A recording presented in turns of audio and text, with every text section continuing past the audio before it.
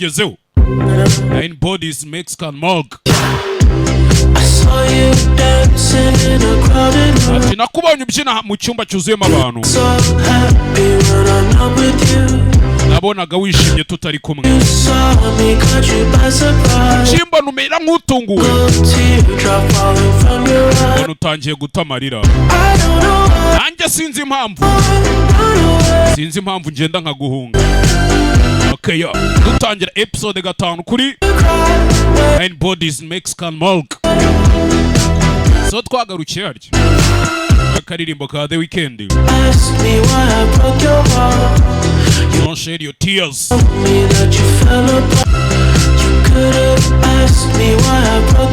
Ati wakabe warambajije impamvu naguhemukiye. Wakabe warambwiye ko wababaye.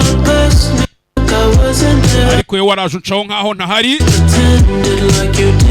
Ndetse ukigira nkaho utabyitayeho. Nanjye ubwanjye sinzi impamvu. Nirukanka nkagusiga ya. Episode ya 5 turyo show. Hope ko mwamaze kwishyura hope.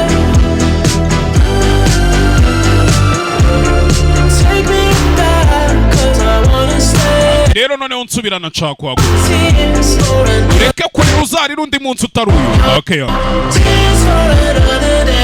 Atamarira yawe yabike wiyarira uyu munsi. Episode ya 5 aho twagarukiye simuhibuka abantu bakomeje gupfa. Na nubu ntituramenya wagwani, ntituramenya ngo bari kwicwa nande, ntituramenya ikiri kubica. Ati natumye utekereza ko iteka nzahora hano. Ndetse navuze ibyo ntakabaye naravuze.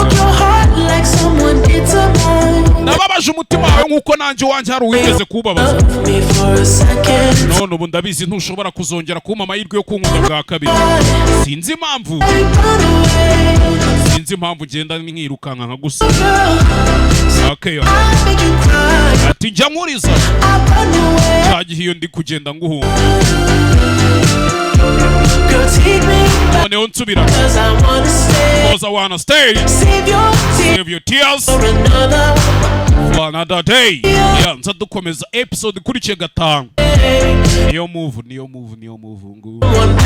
Turahita twirira show. Save your tears for another day.